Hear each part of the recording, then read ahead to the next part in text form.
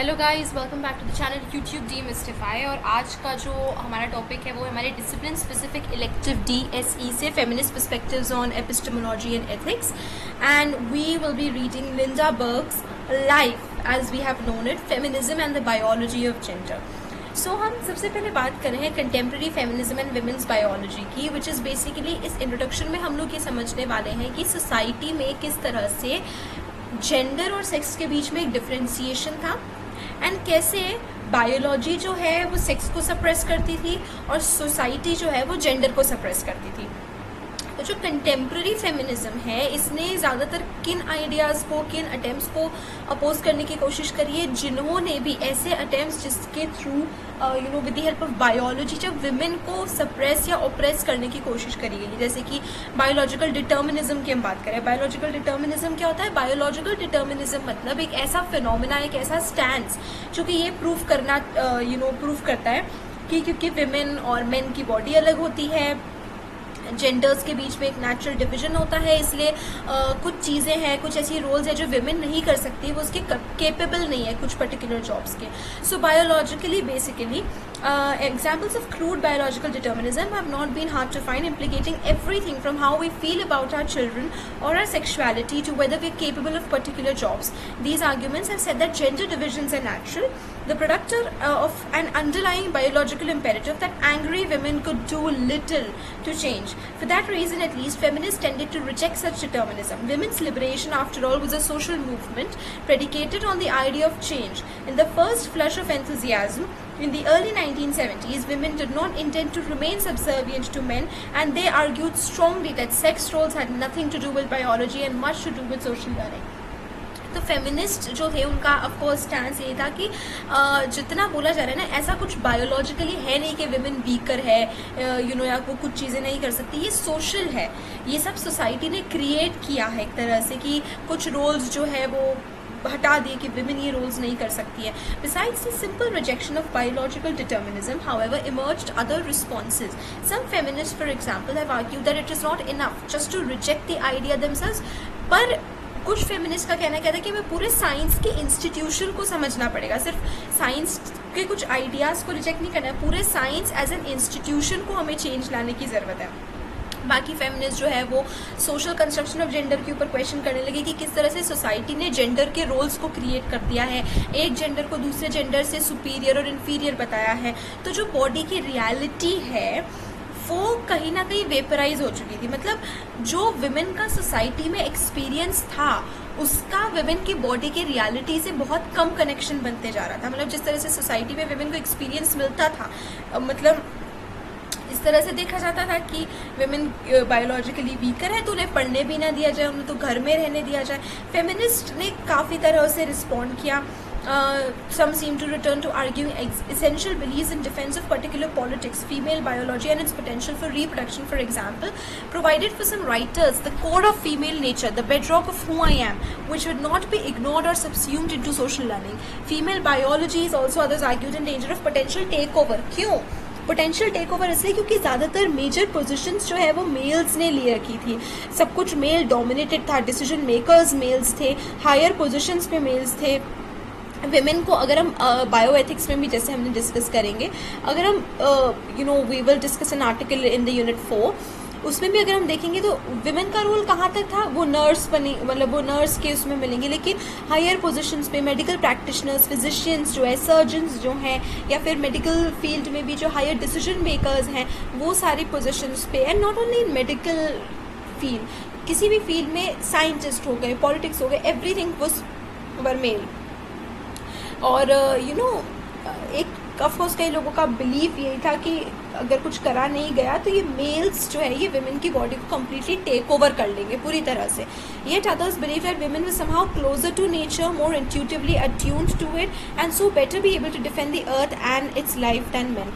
By the 1980s, feminism was caught between the need to reject crude biological determinism and the need to recognize that nature, including our material bodies, helps to shape our experience.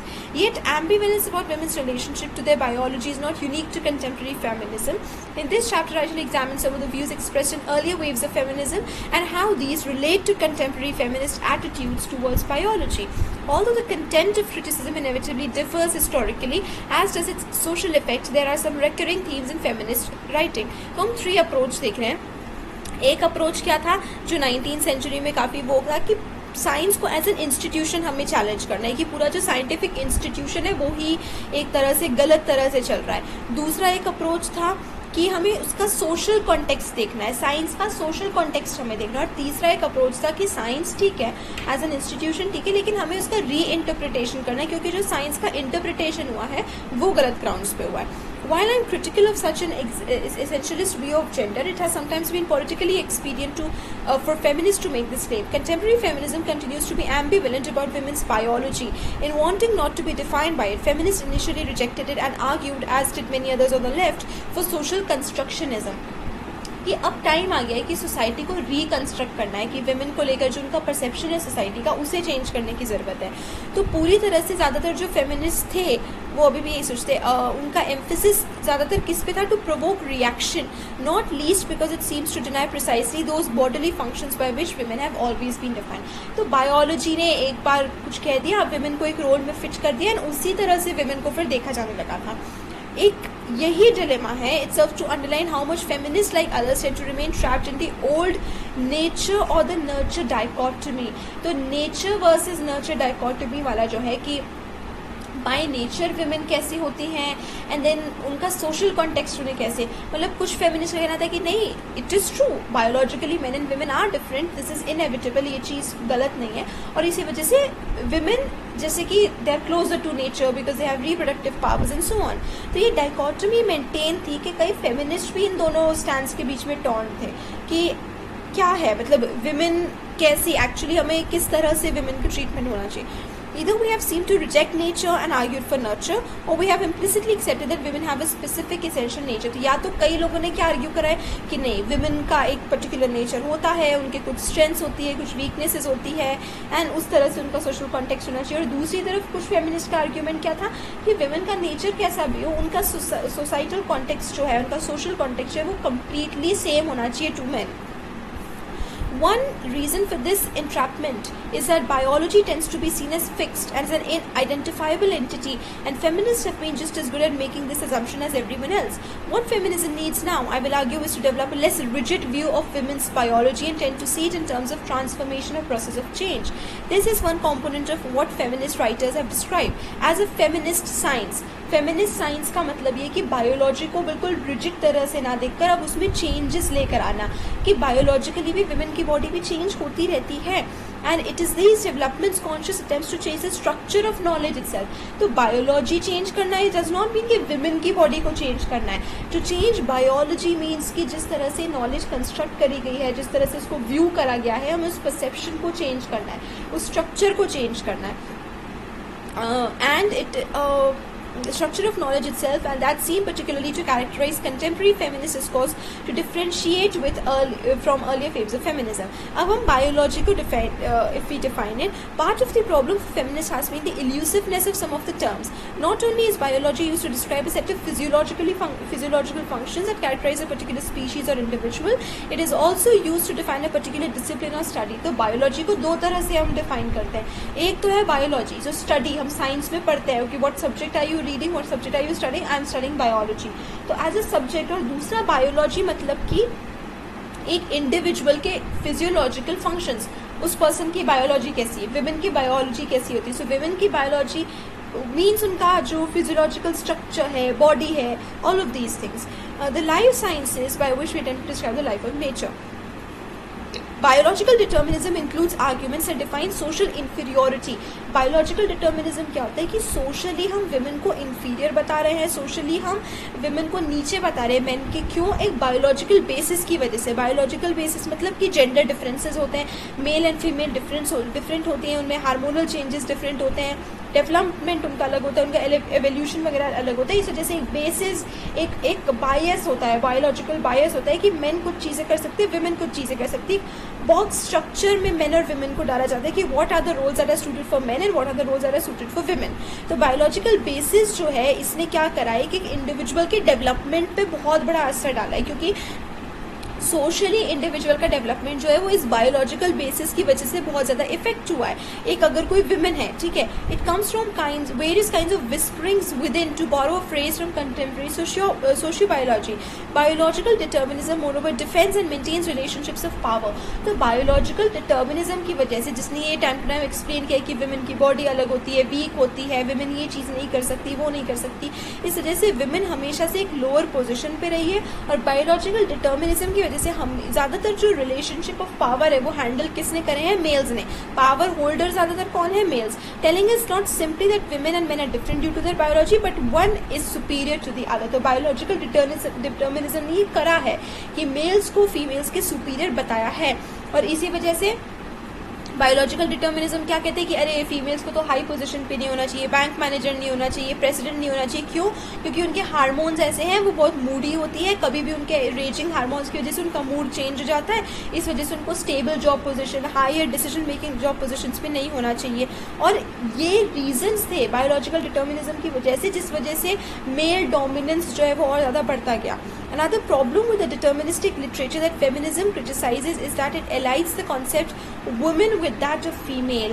Female has a meaning in relation to the functioning of human body. सब ये बहुत important एक distinction है जो कि हम समझते हैं gender और sex के बीच में भी। So sex is something biological, लेकिन gender एक social term हो जाता है। उसी तरह से female और woman की अगर हम बात करें तो female एक biological term है। जो हम body की बात करें कि एक female कौन है, अगर female body को biologically describe करना तो उसके menstrual cycle होते हैं, उसके पास कुछ organs होते हैं, उसमें एस्ट्रोजन जो हार्मोन है वो ज़्यादा होता है, हार्मोन ज़्यादा होता है, उसके पास यूट्रस होता है, ओवरीज होती है, एग्स होती है, व्हाटएवर। लेकिन अगर हम वुमेन की बात करें तो सोशली वुमेन का मतलब बहुत ही डिफरेंट होता है।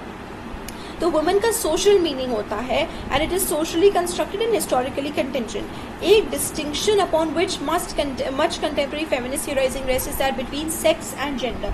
तो सेक्स, अगेन सेक्स एक प्राइमरी कैटेगरी, एक बायोलॉजिकल कैटेगरी में, जैसे सेक्सेस कौन से होते हैं? Male sex and female sex. लेकिन हम जेंडर की बात करें तो जेंडर एक कल्चरली डिफाइंड चीज़ है, सोशली डिफाइंड चीज़ है कि सेक्स जेंडर डिस्टिंक्शन जो है has presented feminist theory with problems. However, because it often seems to deny much of her biological experience, for that reason it has been subject to increasing criticism from feminists। ये जो distinction है एक predominantly contemporary है, यानी कि बहुत recent times में हमें समझ आया कि ये सेक्स और जेंडर के साथ कितना अलग सा बर्ताव किया जाता है। जो मॉडर्न फेमिनिस्ट है, डोना हार्वे है, she has pointed out construct the notion of gender as position difference, as relational.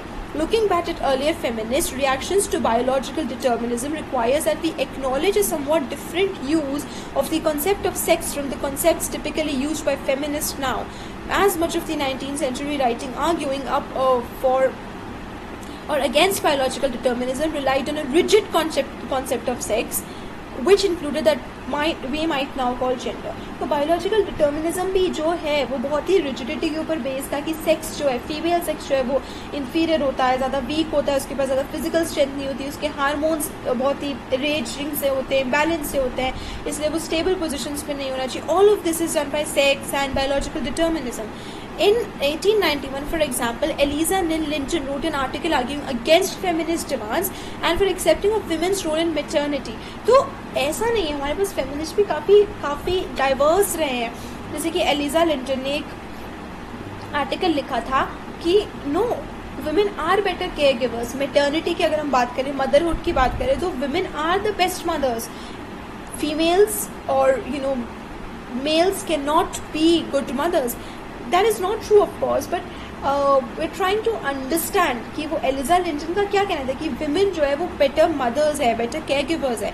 तो sex was the basis of anti feminist stand. Of course anti feminist है क्योंकि एक तरफ तो फेमिनिस्ट विमेन को उनके इस ट्रेडिशनल रोल से बाहर निकालने की कोशिश कर रहे हैं कि विमेन को घर में रहना चाहिए, बच्चों का ध्यान रखना चाहिए। एलिजा लिंटन से इसकी नहीं, विमेन का रोल तो वही बेटर है क्योंकि वही उसकी स्ट्रेंथ है और बाकी ऑल ऑफ दैट स्टफ। तो उन्होंने सेक्स का ही यूज़ किया कि बायोलॉजिकली मैन और वुमेन डिफरेंट होते हैं, विमेन जो होती है वो ज़्यादा, फीमेल्स जो होती है वो ज़्यादा कैसे इमोशनल होती है and all of that stuff.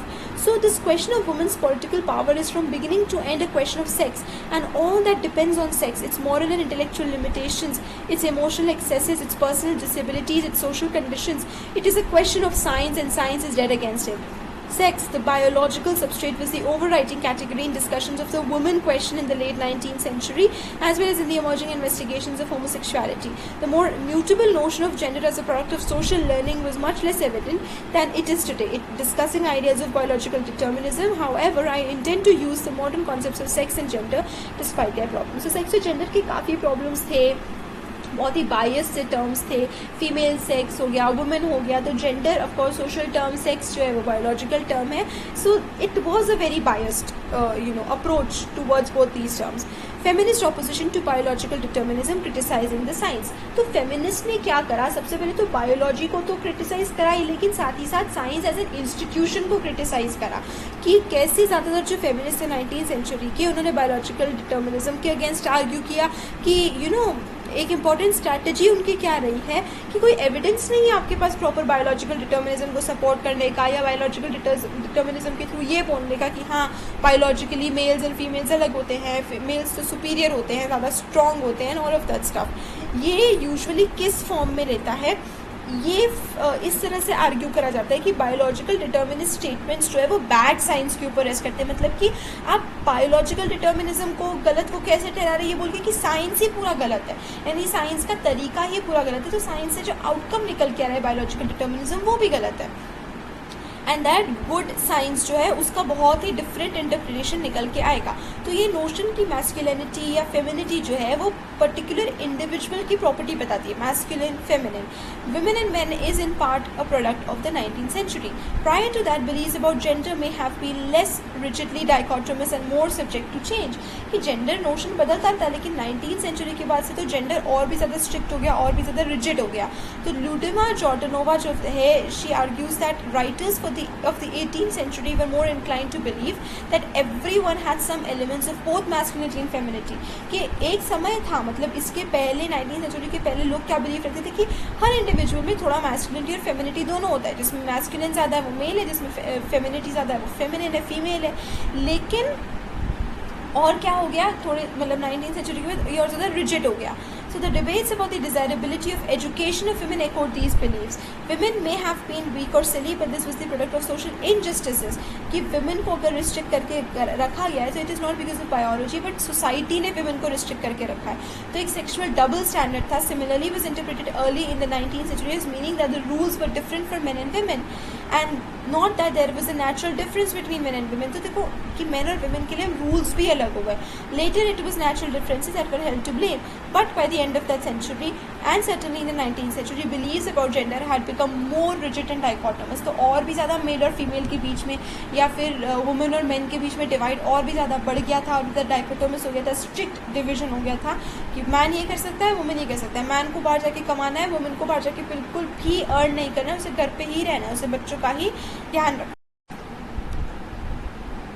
The debates about the desirability of education for women echo these beliefs. Women may have been weak or silly, but this was the product of social injustices that restricted women's experience rather than the product of inborn female nature. तो क्या होता गया कि 19th century के बाद से, क्योंकि ये सेक्स और जेंडर जो है वो ज़्यादा डाइकोटोमस होता गया, ज़्यादा रिजिड होता गया, तो इस वजह से कैसे डिबेट्स आने लगे.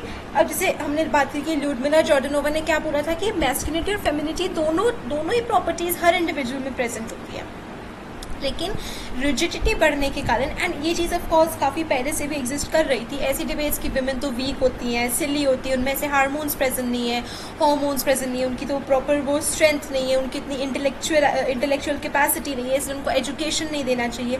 तो ये सब एक्चुअली बायोलॉजिकल बेसिस नहीं था, ये सब इस सब का बेसिस था सोशल, यानी कि सोशल इंजस्टिस के कारण ये सोसाइटी ने फॉर्म कर रखे थे नोशंस. तो सेक्सुअल डबल स्टैंडर्ड था, was interpreted meaning that the rules were different for men and women. और एक कि इस वजह से नहीं कि मेन और वुमेन के बीच में एक नेचुरल डिफरेंस होता है, लेकिन सोसाइटी ने वो क्रिएट कर दिया था. और इन चीज़ के साथ कोइंसाइड करके the science of biology was emerging from traditional natural histories and the structural units of life, cells, organ and so on became the focus of study. कि किस तरह से मतलब कि बायोलॉजी का फोकस अब धीरे धीरे करके क्या बस जेंडर सेंट्रिक होते जा रहा था, बॉडी सेंट्रिक होते जा रहा था कि मेन एंड विमेन, मेल और फीमेल। और इस कॉन्टेक्स्ट में एक बार जो डिफरेंस थे, एक बार ये डिफरेंसेस इंडिविजुअल्स के बीच में मतलब आने के बाद ये नेचुरल देख के जाने लगे कि हाँ ये तो नेचुरल चीज़ है, विमेन तो होती है वो। एक जैसे बहुत सारे कॉमन नोशंस हमें आज भी देखने को मिल जाते हैं कि विमेन तो are not good drivers, men are better drivers. This is not true. लेकिन उसका क्या वो बायोलॉजिकल बेसिस दिखाने लगे कि वो परसेप्शन को लेकर या बॉडी मैकेनिकल मूवमेंट्स को लेकर कि जो फीमेल्स होती है वो तो अच्छी ज़्यादा ड्राइवर नहीं होती, उनका परसेप्शन इतना अच्छा नहीं होता, उनका जजमेंट इतना अच्छा नहीं होता एंड सो ऑन। तो इस सब का कॉज क्या था? ये सारा कॉज जो था वो बायोलॉजिकल नहीं था, वो सब कुछ कॉज क्या था एक्चुअली में सोशली कंस्ट्रक्टेड था। लेकिन वो सोसाइटी ने उसको बेस किस पे करा कि विमेन की बॉडी डिफरेंट है, उनमें तो ovary, uterus, hormones, oestrogen etcetera.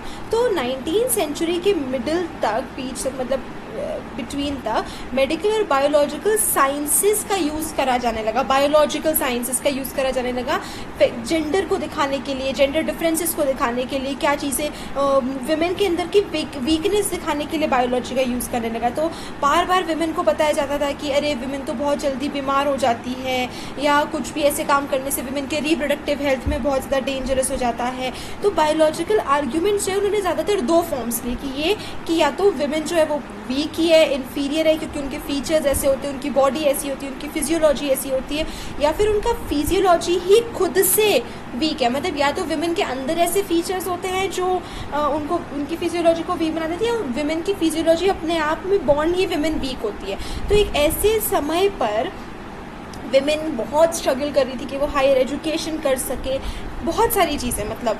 तो Walter Johnson writing in 1850 in a popular medical book entitled The Morbid Emotions of Women alleged that the grand cause of hysteria, that which melts the women of England into powerless babes and shatters their intellect and by destroying reason level them with those that chew the cud, this grand traitor and foe to humanity is polite education। तो देखो किस तरह से women को बताया जा रहा है कि अरे उनका हिस्टीरिया है, उनके इमोशंस है, ये है, उनको तो एजुकेशन देने से ये प्रॉब्लम्स आ रही है, उनको हायर एजुकेशन में नहीं भेजना चाहिए। तो सरप्राइजिंग, ऑफकोर्स ये बिल्कुल भी सरप्राइजिंग नहीं था कि फेमिनिस्ट का इन सब के साथ इश्यूज थे ही सही, जिस तरह से विमेन को पोर्ट्रे किया जा रहा था।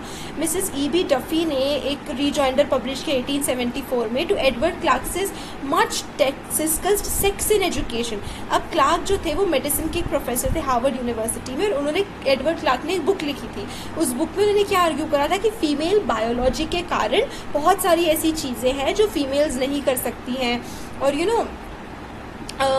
फीमेल्स को हायर एजुकेशन में नहीं जाना चाहिए। तो फेमिनिस्ट ने ऑफकोर्स उसकी बात को लेकर आर्ग्यू किया। तो जैसे डफी ने उसका रिस्पॉन्स में क्या दिया कि instead of discovering that the physical ills of women result from her following man's method of life and study, I have become convinced that they first originate from and are afterward aggravated by a course of life which recognizes an element of imagined feminine weakness and invalidism to which it is necessary to yield. Duffy's tactic was to criticize the assumption that Clark made about biology, to criticize the facts on which his claims were made. तो ये बहुत सारे professors क्या use करने लगे, factual data, scientific data, biological studies, इस तरह से टर्म्स का यूज़ करने लगे, और इसी तरह से वो अपने क्लेम्स को वैलिडेट और जस्टिफाई करने लगी कि बायोलॉजिकल स्टडीज़ ने बताया है, साइंटिफिक स्टडीज़ ने बताया विमेन तो वीक होती है, उनकी बॉडी वीक होती है, उन्हें तो हायर एजुकेशन में नहीं जाना चाहिए, स्टेबल जॉब्स पे उनको अपॉइंट नहीं करना चाहिए क्योंकि उनके हार्मोन्स ऐसे होते हैं।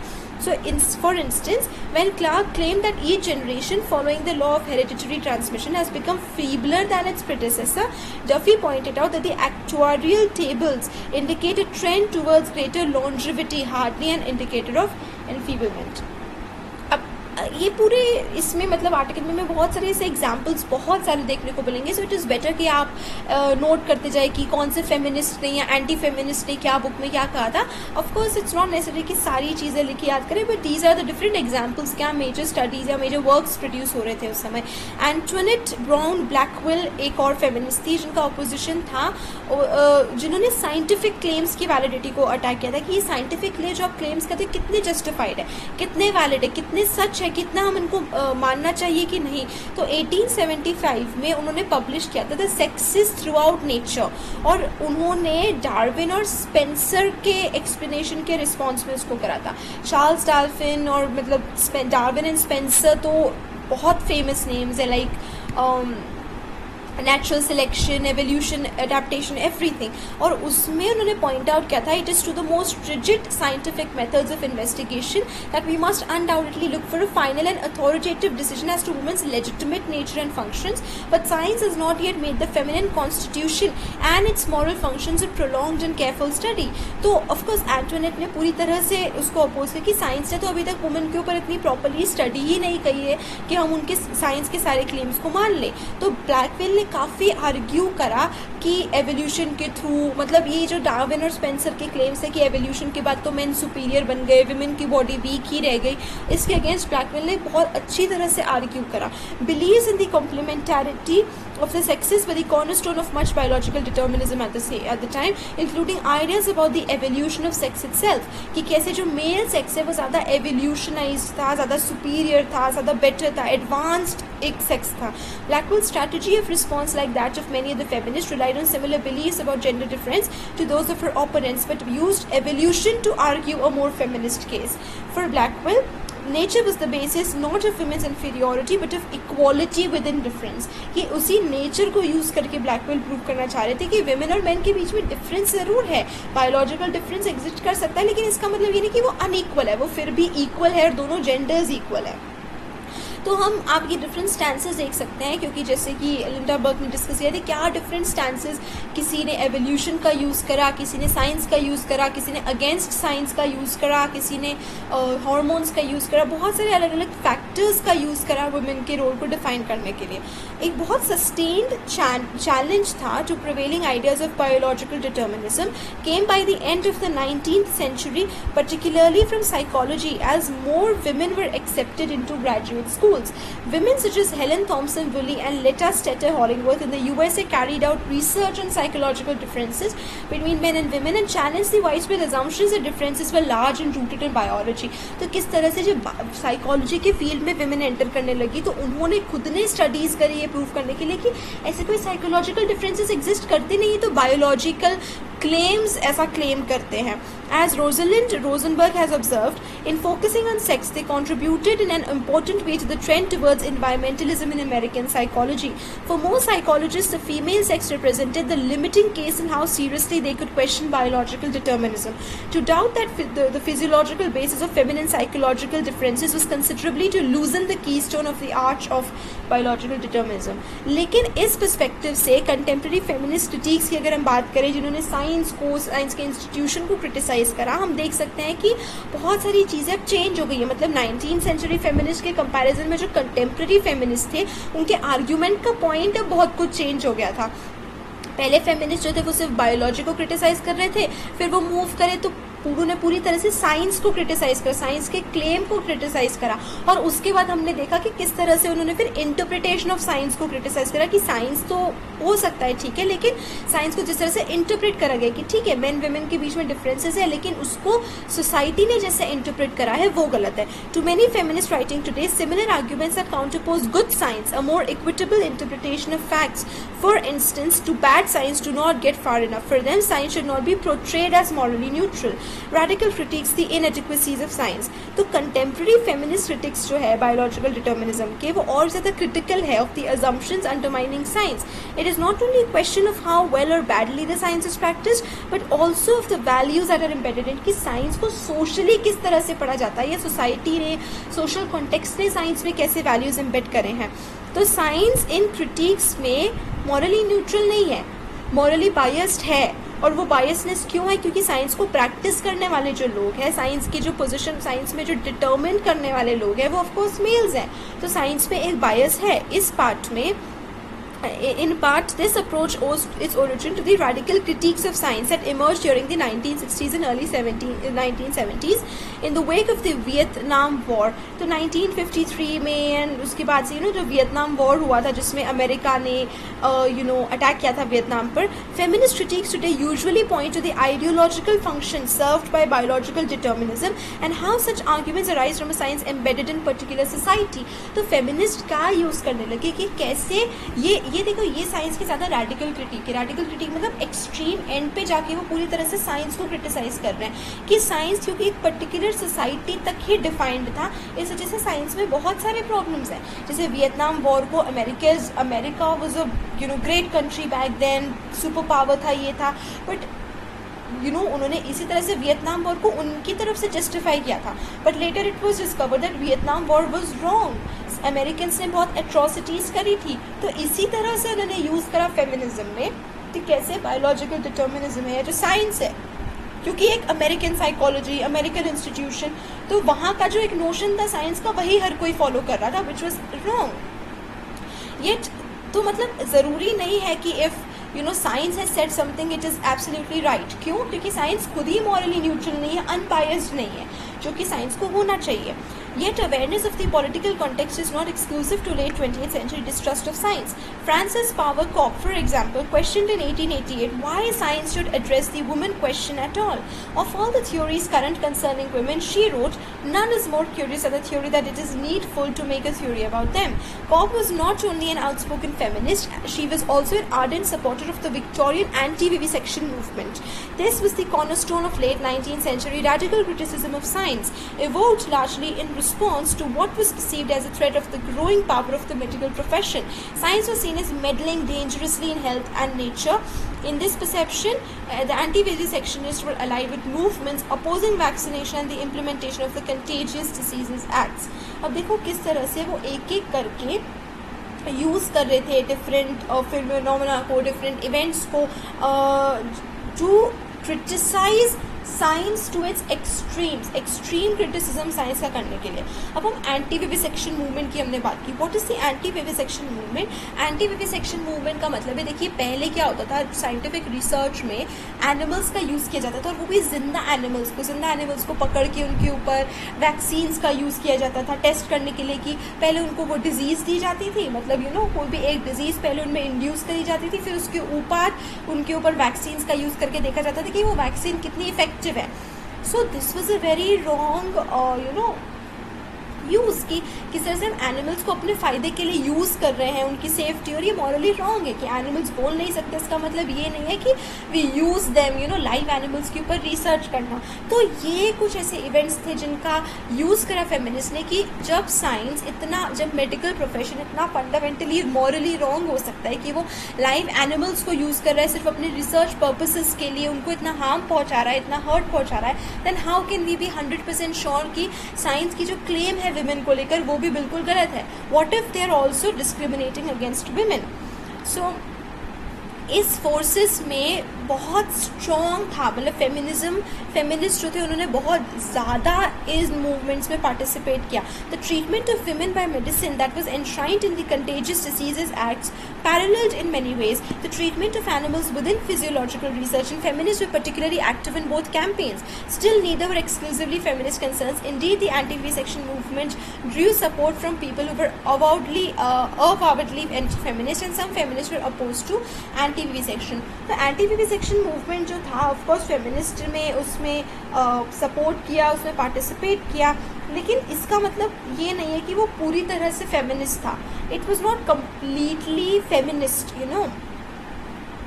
अब जैसे कि एक और हमने यहाँ पर एक्ट की बात की थी, कंटेजियस डिजीजेज एक्ट. अब कंटेजियस डिजीजेज एक्ट क्या था कि what happened was it is related to prostitution.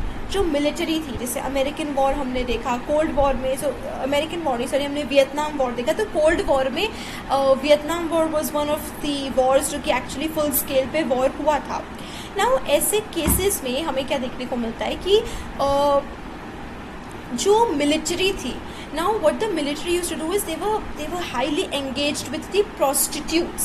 जो फीमेल्स होती थी वो पूरा प्रोस्टिट्यूशन का जो काम चलता था, जिस वजह से बहुत सारे आर्मी मैन में जो सेक्सुअली ट्रांसमिटेड डिजीजेज है जैसे सिफिलिस हो गया, गोनोरिया हो गया, ये सारे के इन्फेक्शन के चांसेस बहुत ही ज़्यादा बढ़ गए थे। तो आर्मी और मिलिट्री को इन डिजीज़ेस से बचाने के लिए कंटेजियस डिजीज़ेस एक्ट जो है वो लागू किया था, ताकि ये सेक्सुअली ट्रांसमिटेड डिजीज़ेस जो है वो या जो वेनरल डिजीज़ेस है वो ना फैले। ओके, कि विमेन का भी पूरा प्रॉपर मेडिकल ट्रीटमेंट होगा, इंस्पेक्शन होगा कि वो इन डिजीज़ेस से सफ़र तो नहीं कर रहे हैं, ऑल ऑफ दैट। सो ये कंटेजियस डिजीज़ेस एक्ट हो गया, एंटी विविसेक्शन मूवमेंट हो गया, इसमें फेमिनिस्ट का काफ़ी सपोर्ट था, लेकिन फिर भी ये एक्सक्लूसिवली feminist movements नहीं थे। Links between anti-vivisection and concerns of feminism are still made today, although anti-vivisection as a form in which feminists particularly protest against the context of science has disappeared.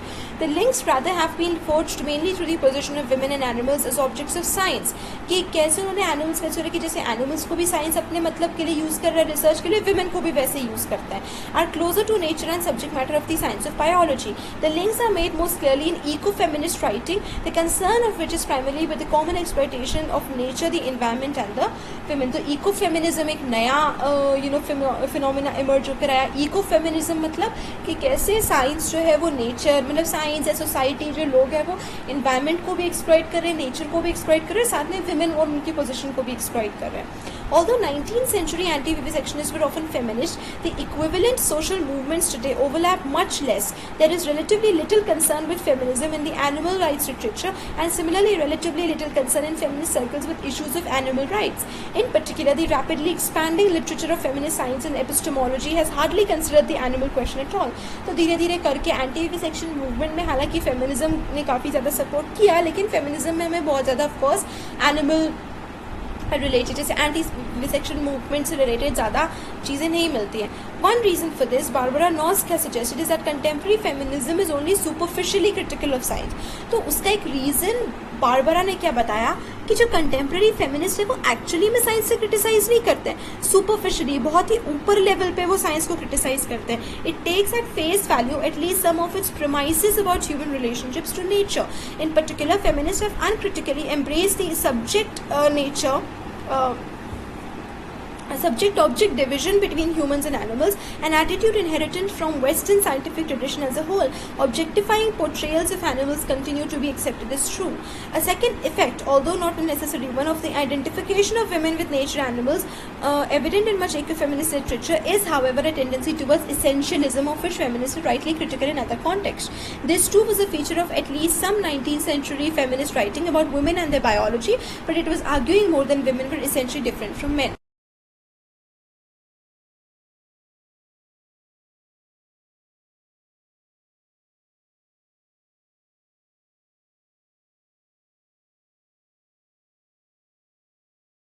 अब gender इसेंशियलिज्म क्या होता है कि बहुत सारे ये फिनोमेना है। तो जेंडर इसेंशियलिज्म क्या होता है? जेंडर इसेंशियलिज्म मतलब कि मेन और विमेन की बॉडी इतनी डिफरेंट है, वो बॉर्न ही इस बॉडी के साथ होते हैं और वो इतने डिफरेंट है कि चाह कर भी उसमें चेंजेस नहीं लाया जा सकता है, तो वो वैसे ही रहेंगे, उनके ट्रेड्स वैसे ही रहेंगे। द सुपीरियोरिटी ऑफ विमेन, एक response to the claims that the behaviour of men and women is biologically determined is not to question their biological basis but instead to advocate a feminist version. तो एक तरीका क्या देखा गया कि आप एक फेमिनिस्ट वर्जन को एडवोकेट करो। वो फेमिनिस्ट वर्जन क्या है कि विमेन की सुपीरियोरिटी होनी चाहिए, विमेन को और ज़्यादा सुपीरियर प्लेस करना चाहिए। तो 19th सेंचुरी में ऑफकोर्स इसने इसेंशियलिस्ट आर्ग्यूमेंट्स का फॉर्म लिया कि विमेन की बॉडी जो है वो तो ज़्यादा केयर गिविंग होती है, बहुत ही उसमें रिप्रोडक्टिव पावर होती है, नेचर के क्लोज होती है। नेचर के क्लोज होने के कारण, क्योंकि रिप्रोडक्शन की पावर सिर्फ विमेन के पास है, इसका मतलब कि वो नेचर के और ज़्यादा क्लोज होती है। इसका मतलब विमेन जो है वो बेटर लीडर्स है, वो बेटर गवर्नर्स है, तो सोसाइटी में बेटर पोजीशन होल्डर्स लीडर्स को बनना चाहिए।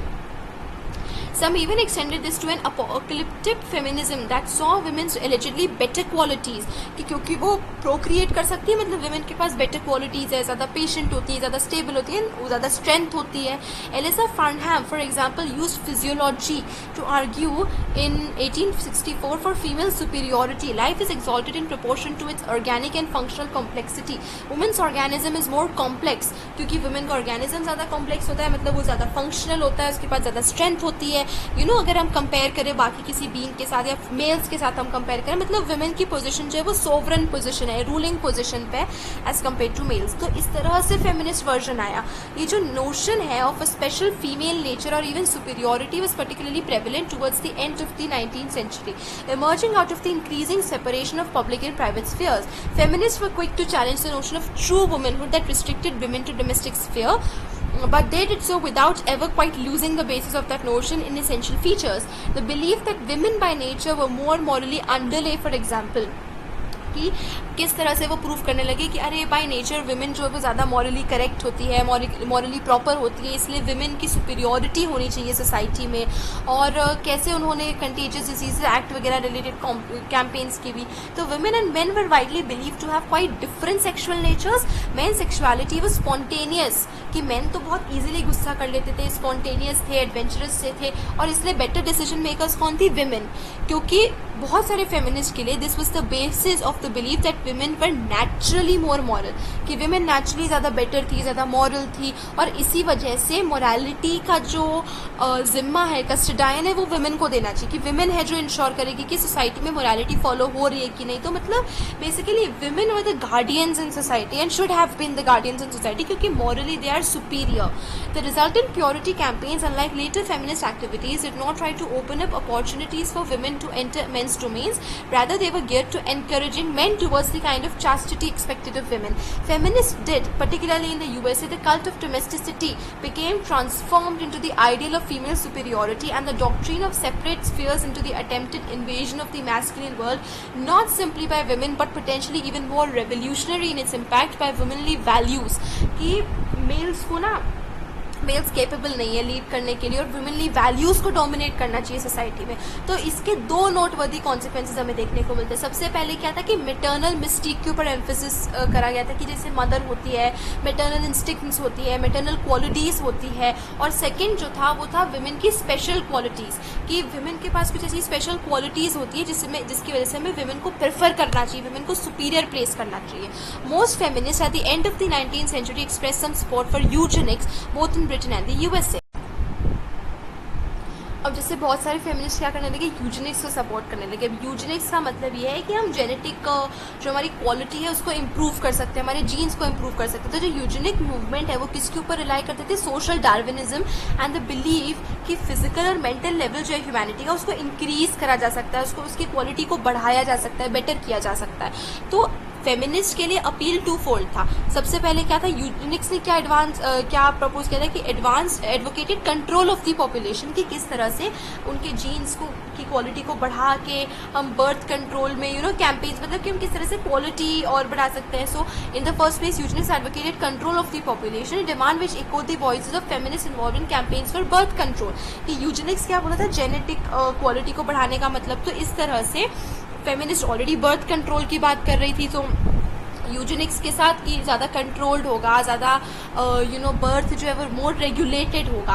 And feminist were also drawn to eugenics because of its advocacy, कि डार्विनियन ग्राउंड्स पे विमेन के पास बेटर चॉइस थी शादी करने के लिए। तो यूजेनिक्स क्या बोला था? जीन क्वालिटी इंक्लूड करना, जिसकी वजह से उसके दो फोल्ड क्या वो थे कि पहला तो बर्थ कंट्रोल हो रहा था कि हाँ मतलब, एंड विमेन के पास एक चॉइस थी कि वो किससे शादी करे, कि वो अपने आप से वो अपने काउंटर पार्ट को चूज़ कर सकती थी कि जिससे उनकी जो ऑफस्प्रिंग है उसकी जीन क्वालिटी बहुत बेटर होगी।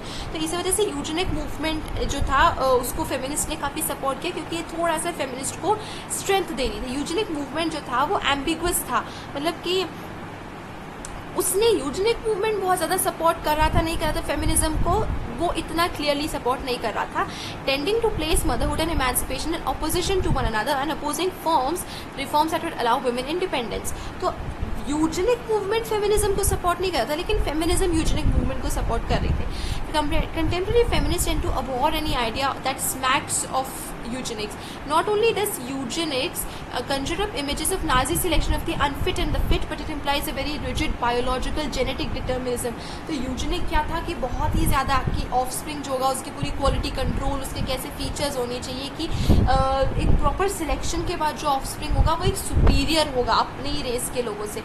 तो 20th सेंचुरी के एंड तक हमें देखने को मिलता है कि बहुत स्ट्रेन सा लगता है कि बहुत सारे फेमिनिस्ट जो थे वो वो कहीं ना कहीं यूजेनिक्स को सपोर्ट कर रहे थे, क्योंकि यूजेनिक्स का मतलब आप समझ रहे कि genetic control. One reason was the glorification of motherhood, but another possible reason हो सकता है कि क्योंकि feminists at that time did not use a kind of strictly genetic framework that we now associate with eugenics. The feminist writer Charlotte Perkins Gilman, for example, had eugenic beliefs, but she also advocated a neo-Lamarckian view of human evolution, and Palmieri had suggested that this allowed a more environmentalist और culturally influenced conception of human development, कि इससे जो development होगा humans का ज़्यादा controlled होगा, हम decide कर पाएंगे कि हमारा offspring कैसा होगा, और इस वजह से biological determinism थोड़ा सा कम होगा। तो ये possible है कि कुछ 19th century feminist जो है वो मतलब बहुत सारी चीज़ें थी कि कुछ फेमिनिस्ट ऑफ कोर्स यूजेनिक्स को सपोर्ट करती, क्योंकि उसमें उनको विमेन को अपने लिए ज़्यादा इंडिपेंडेंस दिख रही थी। स्टिल अगर हम स्पेकुलेशन को थोड़ा if we set it aside, जो विमेन है that the notion that women particularly in their role as mothers is superior, इसने बहुत ज़्यादा it lend itself to essentialism. This tendency has bedevilled feminist thought at various times and does so still at a time when women were beginning to enter the professions in increasing numbers. To imply that women had an essential female nature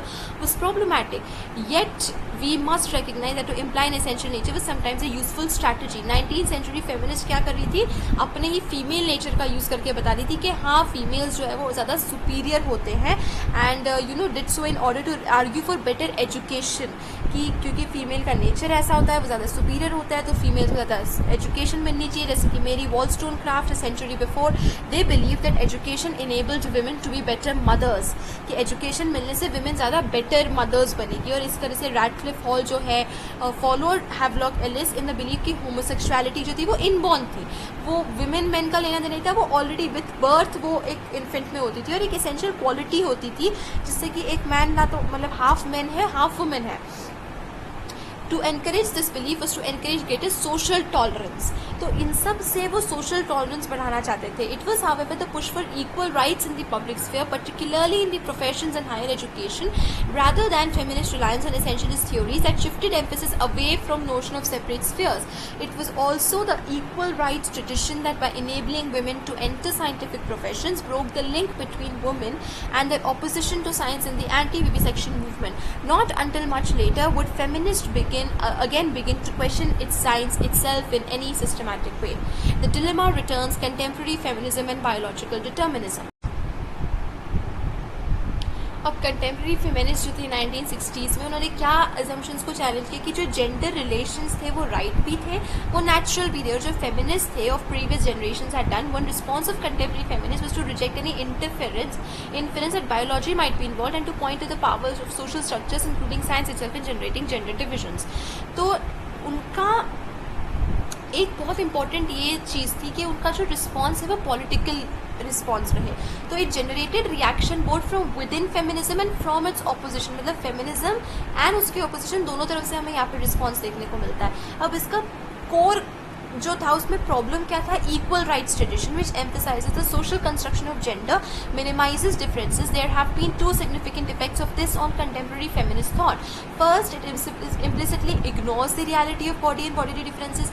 तो यार ऐसा थोड़ी ना है, gender differences तो है, division तो है ही सही, तो जो एक जेंडर इक्वालिटी की बात करते हैं उसकी प्रॉब्लम्स क्या हो रही थी कि वो तो बॉडी डिफरेंसेस को कम्प्लीटली इग्नोर ही कर रहा था, और ये था कि विमेन के बीच के डिफरेंसेस को वो नहीं देखा था। अब विमेन में इंटरनली भी डिफरेंसेस होते हैं, rich women, poor women, women of different races, from different country, from different nations, तो women में भी काफ़ी सारे differences होते हैं, मतलब कि बहुत सारी चीज़ें होती है। Anti-feminist response during the 1970s was prompt. Feminists were accused of a naive environmentalism and of being opposed to any involvement of biological processes in the development of gender.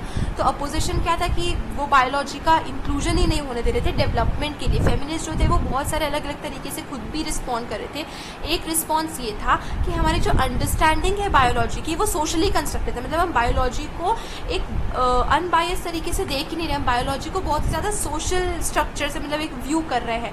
और अगर विमेन जो है वो मेंस्ट्रुअल प्रॉब्लम से सफ़र कर रही है तो ये इसलिए क्योंकि सोशल एक्सपेक्टेशंस ऑफ मेंस्ट्रुएशन।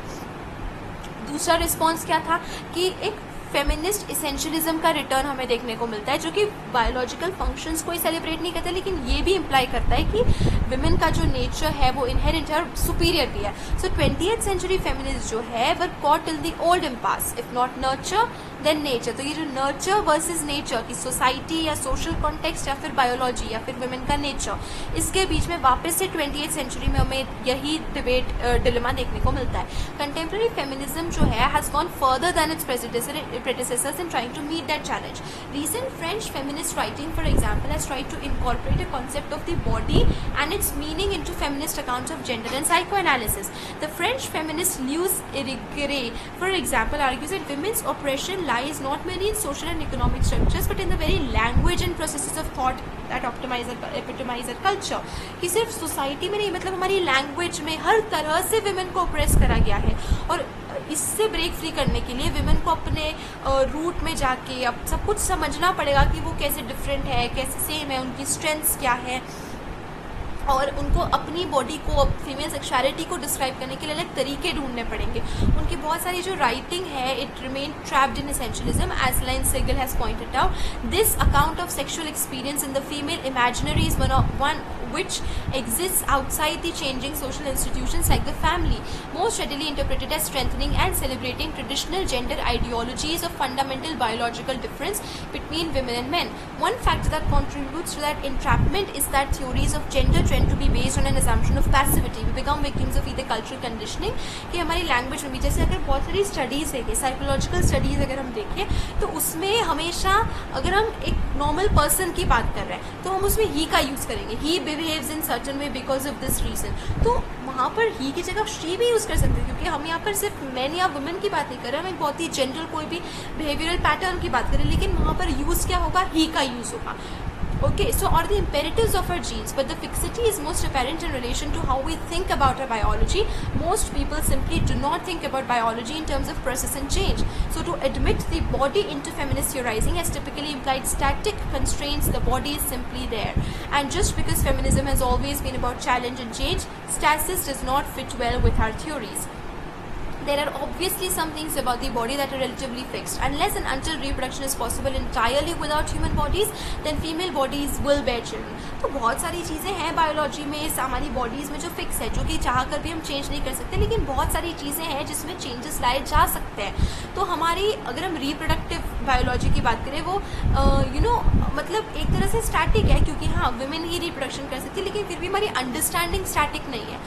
जो सिग्निफिकेंस हम अटैच करते हैं रिप्रोडक्शन को, रिप्रोडक्टिव स्ट्रक्चर को, बॉडीली फंक्शंस को, उसको हम चेंज कर सकते हैं. जिस तरह से हम रिप्रोडक्शन को व्यू करते हैं उसको चेंज किया जा सकता है. तो फेमिनिस्ट रिस्पॉन्स जो था बायोलॉजिकल डिटर्मिनिज्म का 19th सेंचुरी में, उसने बहुत ज़्यादा सेक्स के ऊपर फोकस करा था, जितना हम आज करते हैं उससे कहीं ज़्यादा. तो हम ये बिलीव करना चाहते हैं ये फैक्ट कि रिप्रोडक्शन जो है, ऑफकोर्स उसमें कुछ चीज़ें हम नहीं, इनएविटेबल है कि हाँ वुमेन रिप्रोड्यूस कर सकती है, but any attempt to create a less gendered society, हमारी image of those constructs is much less powerful than that of our 19th century predecessors. मतलब रिप्रोडक्शन को लेकर जो व्यूज़ 19th सेंचुरी में हमारे थे उससे कंपेयर्ड में आज हम काफ़ी ज़्यादा कम रिजिड व्यूज़ फॉलो कर रहे हैं. इसका एक रीज़न क्या था कि why sex was the organising concept was simply that women could then less easily escape the imperatives of female body.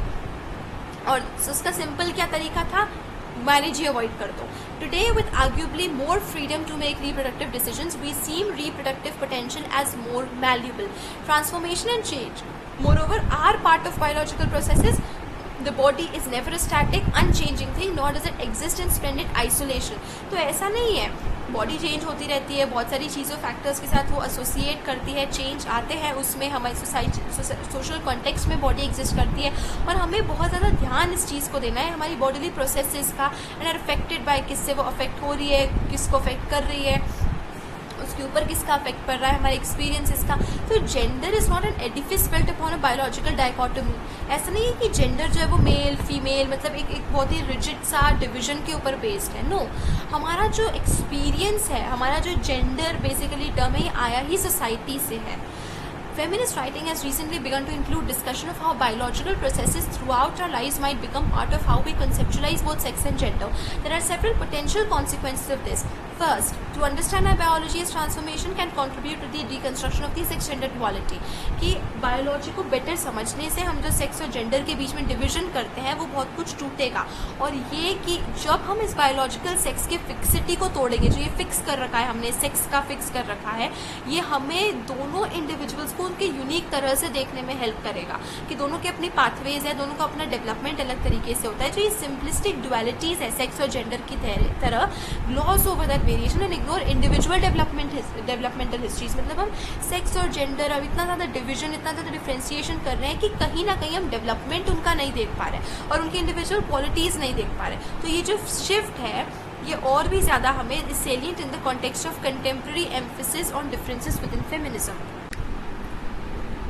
Thirdly, जब हम बायोलॉजिकल प्रोसेसेस को इन टर्म्स में सोचते हैं, इस तरह से सोचते हैं कि वो कैसे ट्रांसफॉर्मेशन प्रोवाइड करें, तो इससे क्या होता है कि ये थोड़ा सा ज़्यादा कम डिटर्मिनिस्टिक बनता है. मतलब जितना रिजिड हम उसको सेक्स को या जेंडर के टर्म्स को मान के चलते हैं, उसको थोड़ा सा कम रिजिड, कम फिक्सिटी के साथ हम डील करते हैं. So it could offer us a way of avoiding the pitfalls of biological determinism. मतलब जब हम बायोलॉजी को एक ट्रांसफॉर्मेटिव प्रोसेस की तरह व्यू करते हैं तो हम बायोलॉजिकल डिटर्मिनिज्म को भी अवॉइड कर सकते हैं और साथ ही साथ हम जेंडर डिफरेंसेस या बॉडीली डिफरेंसेस को भी एक्सेप्ट कर सकते हैं. तो वुमेन के लिए उनके खुद के बॉडीली एक्सपीरियंसेस को डिफ़ाइन करना, थ्योराइज करना, मतलब उनके खुद के बॉडीली एक्सपीरियंसेस के बारे में पहले तो खुद से समझना एंड फिर उसको to be able to present it, ये अपने आप में एक बहुत बड़ा ट्रांसफॉर्मेशन होगा उनके लिए, life as we have known it.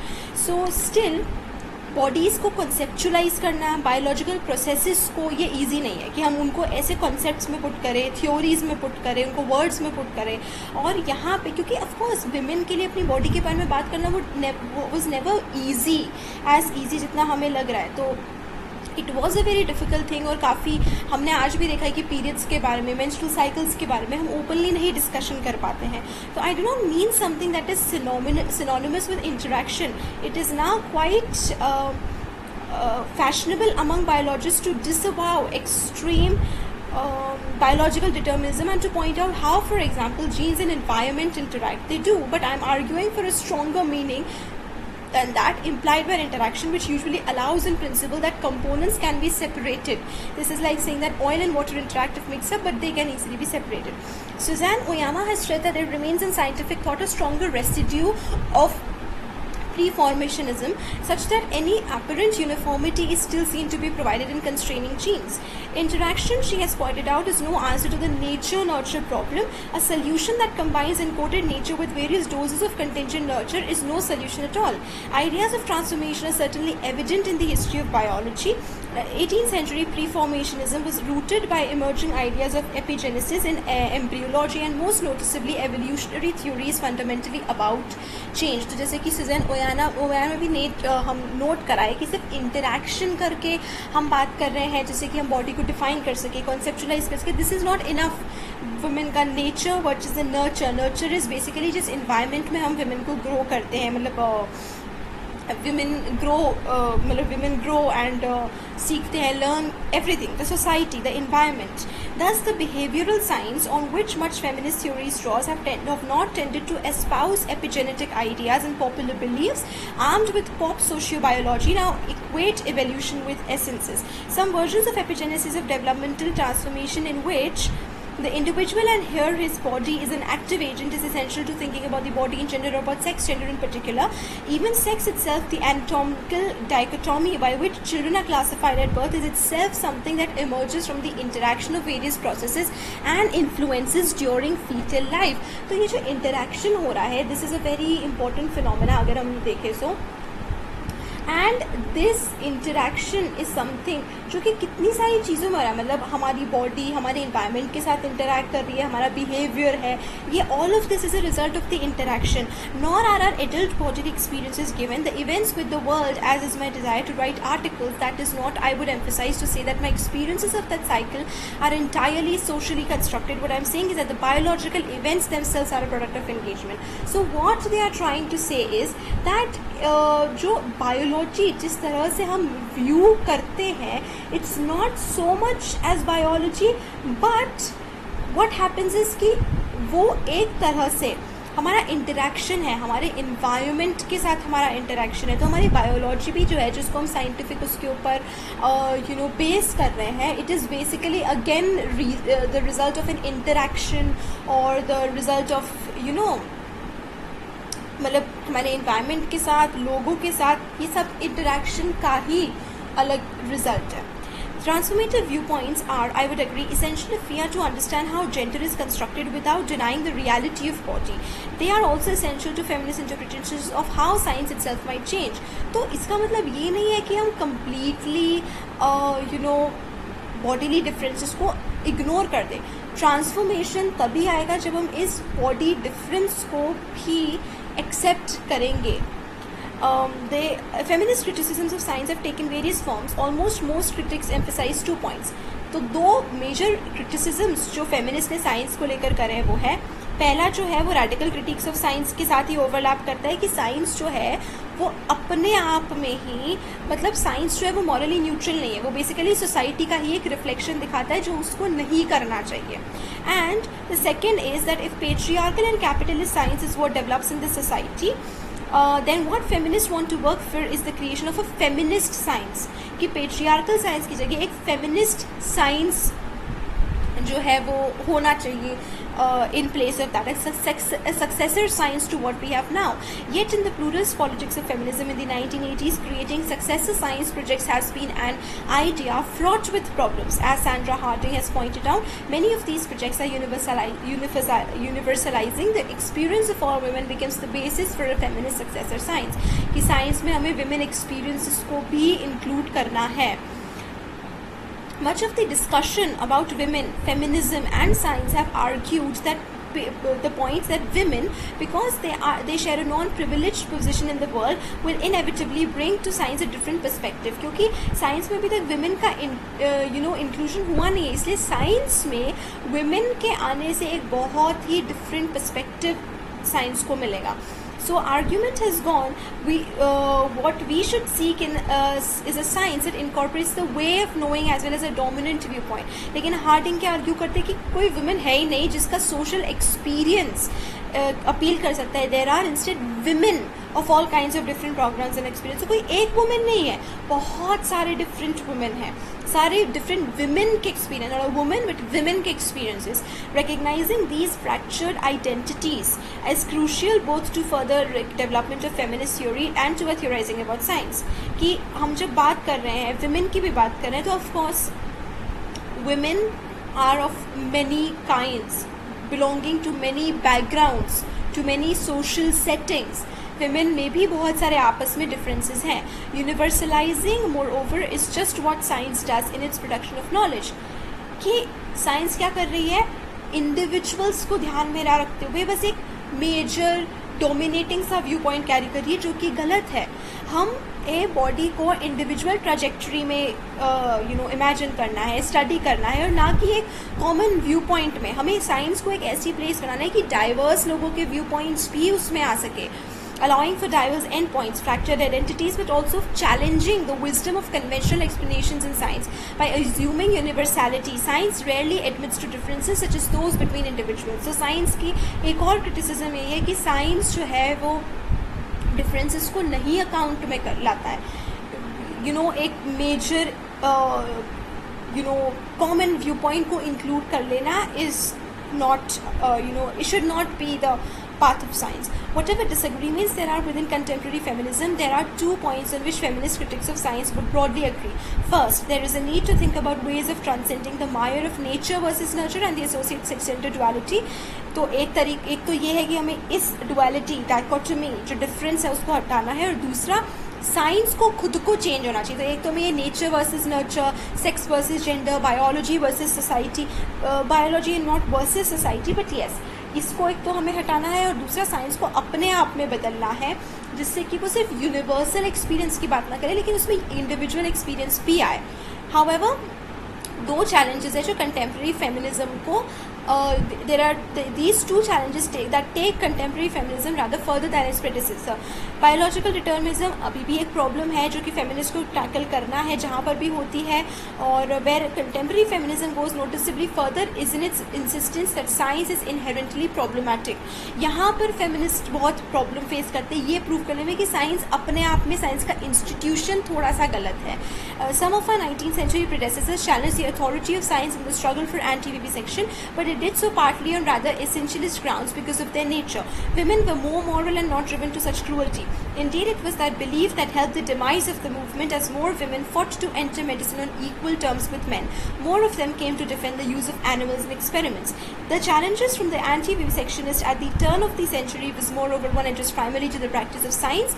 तो कई बार जैसे anti-vivisection movement की हेल्प से हमने कहीं ना कहीं साइंस, उसके कंटेंट, उसकी आइडियोलॉजी को क्रिटिसाइज़ करने की कोशिश की है, लेकिन और भी ज़्यादा फेमिनिस्ट को हमें मेहनत करने की ज़रूरत है जिससे कि हम साइंस को एक बेटर साइंस बना सकें.